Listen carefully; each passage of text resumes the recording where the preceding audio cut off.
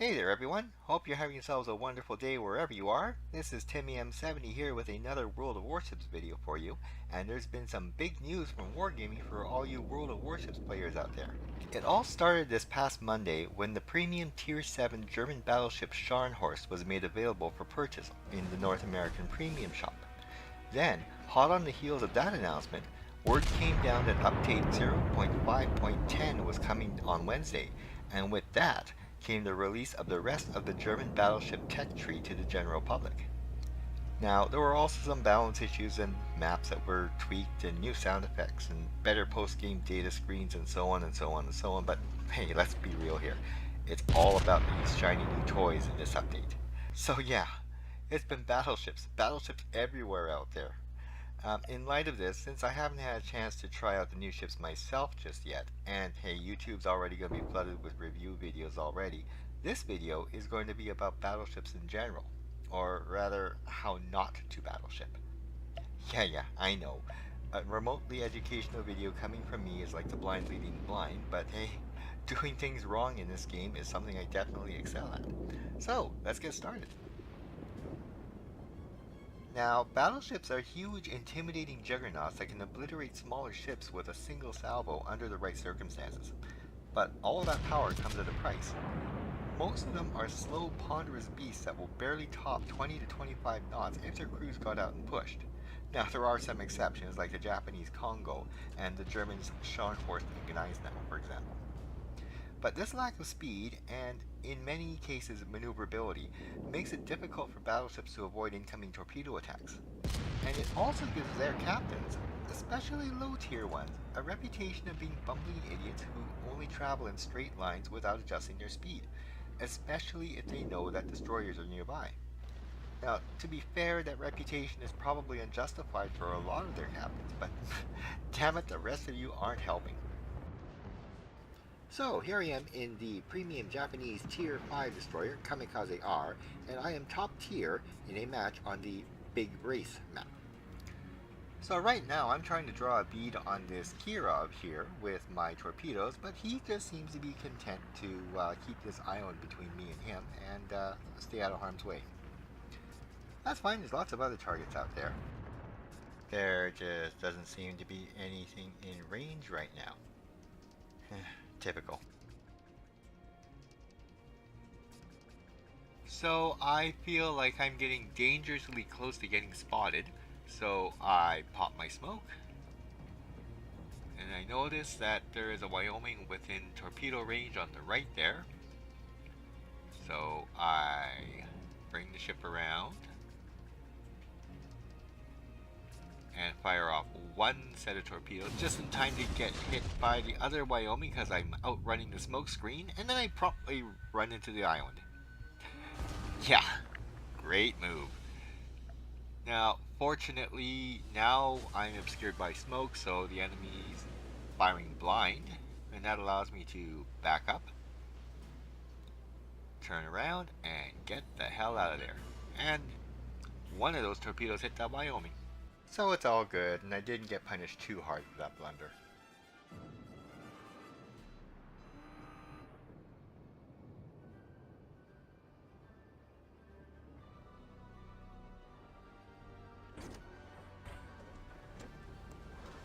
So I'll fire my remaining torpedoes at the Wyoming, but it looks like he's gonna dodge them, so hey, there's hope for him yet. One thing I forgot to mention is that my Kamikaze captain also has the Torpedo Armament Expertise Captain skill, which reduces the reload time of my torpedoes, which is always handy to have, especially in a Japanese destroyer.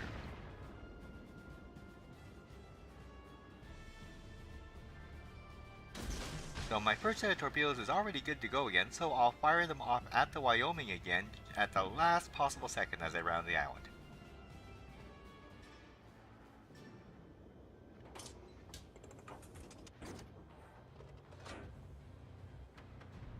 So I wonder if that Wyoming learned his lesson after getting spanked by that torpedo the first time. Nope. Now, I have to apologize because it's not only battleship captains who do this sort of thing. That was the Phoenix behind him. Yes, cruiser captains do it too. Although I don't get it.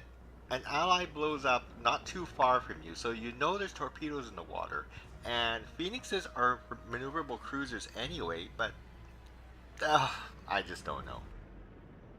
So my torpedoes are ready to go again, and there's the other Wyoming within torpedo range, so I will fire all 3 sets this time. And I'm detected. So I might as well make the most of my situation. Seeing as I'm detected anyway, I might as well start firing on them. Because hey, contrary to popular belief, some Japanese destroyers actually have decent guns. Oh hey, look at that, I set them on fire. I'll keep firing.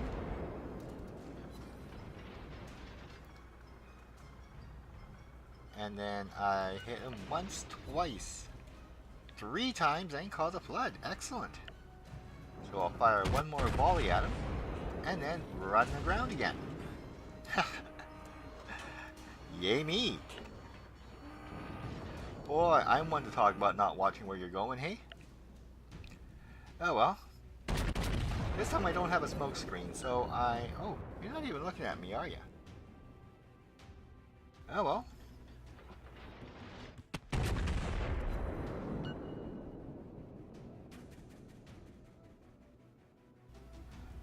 Torpedoes are good to go again, so I'll launch one more spread at him. Oh, now you notice me. Well, unfortunately for you, it is too little too late. Down you go. Ah, oblivious captains. You make things so easy for destroyers and other sneaky ships. Anyway, what's next? Oh, I have it. Why don't we go for something a little less sneaky? So I am in a Japanese Tier 5 cruiser, the Fudotaka, on the map Neighbors, and right now I am keeping tabs on this Kongo class battleship here, and oh, hey, Omaha, watch it there, bud.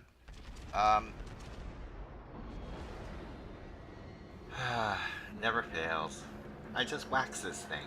Anyway, as I was saying, I'm trying to keep tabs on this Kongo here. I'm fully expecting it to swing east around this island.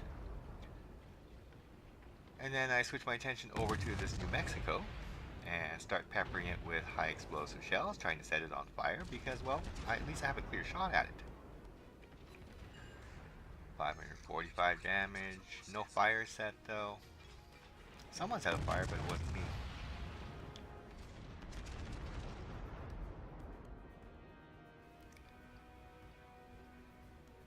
And oh, there's a couple more hits, still no fires, so I decide to bring my attention back to the Kongo here, and he's still there.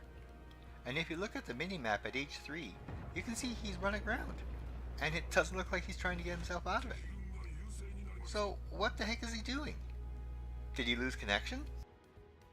Perhaps he realized he overextended and he's trying to keep the island between us and him? He's in the Kongo. He's fast enough to get out of there once he realizes the spot he's in, and his teammates can run interference as he gets back to safety. Maybe he just wants to camp there and ambush over-aggressive cruiser captains who have a death wish. Who knows?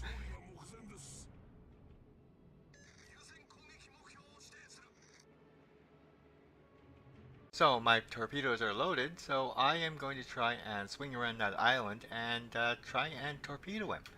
Now, it's a risky move on my part because I'm going to be exposing myself to fire if indeed he's aware of what I'm going to try and do. And a few shells from Kongo into the side of my Furutaka is definitely going to ruin my day.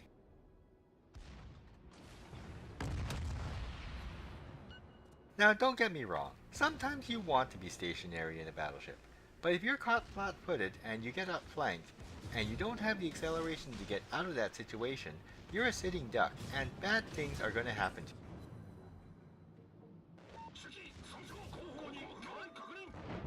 Like that. And I don't think he was AFK actually. It looks like he fired up his engines as soon as I came around that island. So, I don't know what the heck he was trying to do, but mistakes were made. Now I get it. It's really easy to have a sense of invulnerability when you're driving a battleship. You have thick armor, massive guns, and in most cases, excellent anti-aircraft defense as well. So yeah, it's really hard to take out a battleship. But that doesn't mean you're invincible. And the last thing you should be doing is wandering around the map alone. Here's an example. Here's a replay that was sent to me by my friend Destroyer Hagikaze. I'll call him Hagikaze for short. Now he's in a Kutuzov, the Russian or Soviet Tier 8 premium cruiser on the map Land of Fire. Now we're about a third of the way through the match here, and if you look at the minimap, you can see that his team is all trying to push towards the enemy's western flank, when Hagikaze notices something. Let's see if you can too.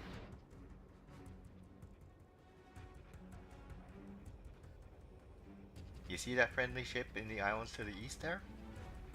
That's an Iowa, American Tier 9 battleship. That's a significant chunk of the team's firepower right there. Now, when you're piloting a battleship and you want any chance of being able to avoid torpedoes, you need lots of space to maneuver, and that area where that Iowa is going to has very little of it. Plus, there's tons of places for small ships like destroyers to hide in. This is essentially a battleship death trap. So, Hagikaze decides to go off and support this wayward battleship before he gets into too much trouble. But unfortunately, it looks like trouble's found him. As it turns out, there are at least 3 enemy ships lurking around sea, and he's coming in a firing range from the enemies around the center of the map as well. Now, the Kutuzov is an excellent ship if you use it in the way it was intended, and that is long-range escort. Its guns have excellent range, and the high explosive shells have a very good chance of starting fires, but like all cruisers, it's soft and squishy. And if you're caught in the open, facing this many ships, things are going to get very ugly very fast.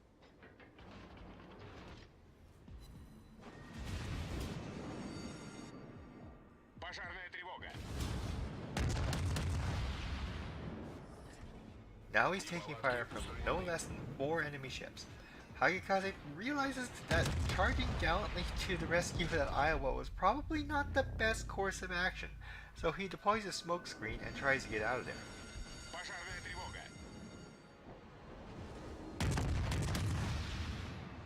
And now things go from bad to worse as Hagikaze not only has received a shot to the citadel, but he's also been set on fire.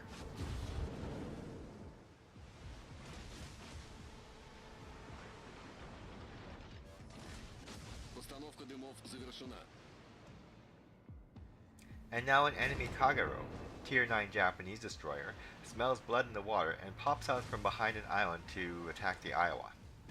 No, this is definitely not going to end well. Расчеты ПВО дежурят в обычном режиме.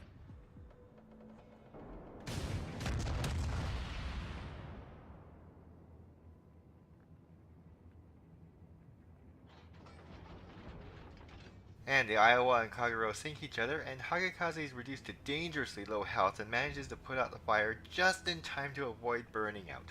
But now he's at a point where all the enemy needs is a lucky hit to take him down. Oh, make that one lucky penetrating hit. Okay, fine, make that a few lucky penetrating hits.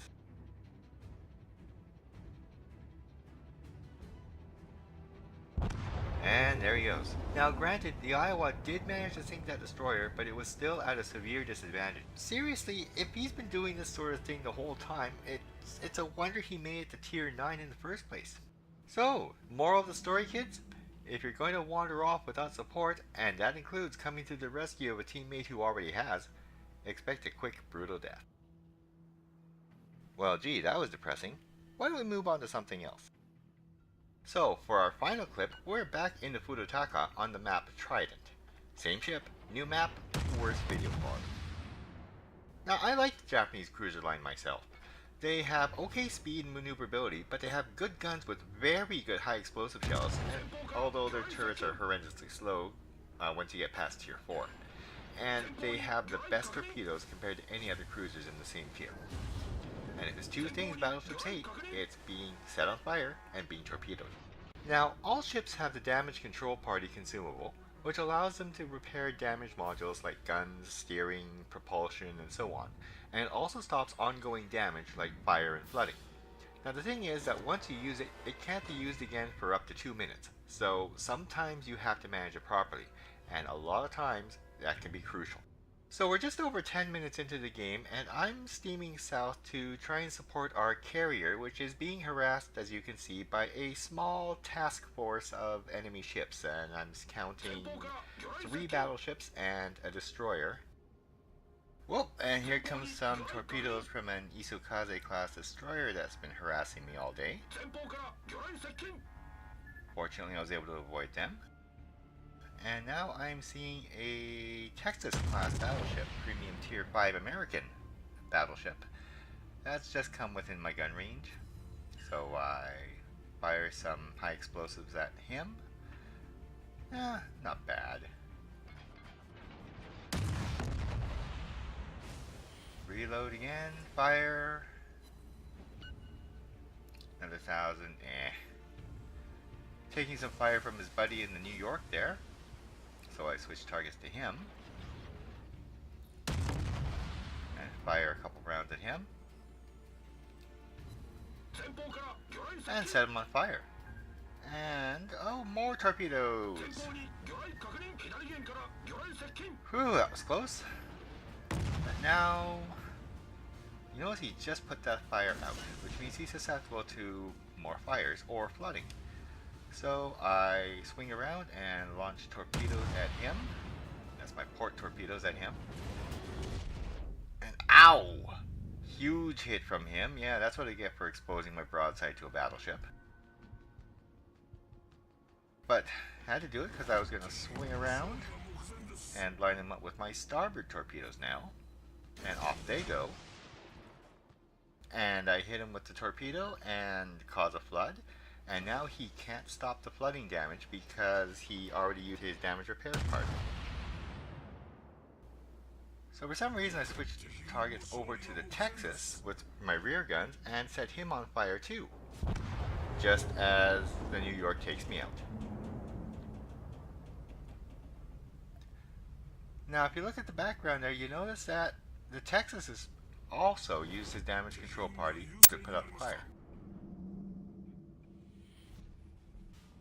And if you look at the chat there, yeah, that New York captain was pretty pleased with himself.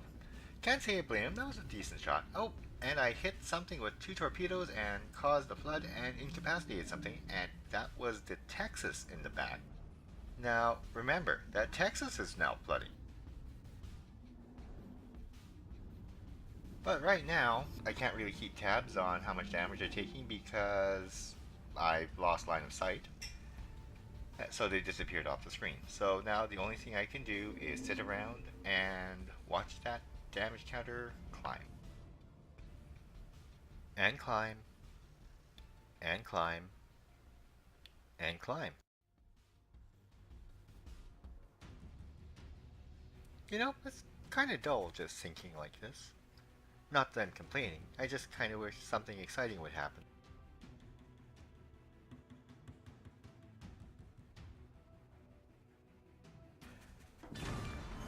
Oh, that'll do. Oh, and there goes the other one.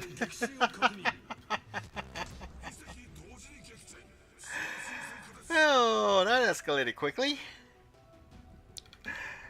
Oh, and with that I get it's just a flesh wound medal, as well as a liquidator and a double strike.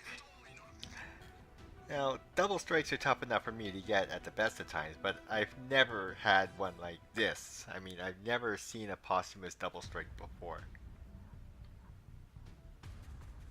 And it looks like somebody's just a little bit salty if you look at the chat there. So, that's it for this video. I hope you enjoyed this collection of clips showing you how not to play a battleship. Although, you know, it looks like a collection of how not to play your ships in general. Anyway, like I said, hope you enjoyed it, and until next time, have fun with whatever it is you're doing, keep it safe, and I'll catch you later.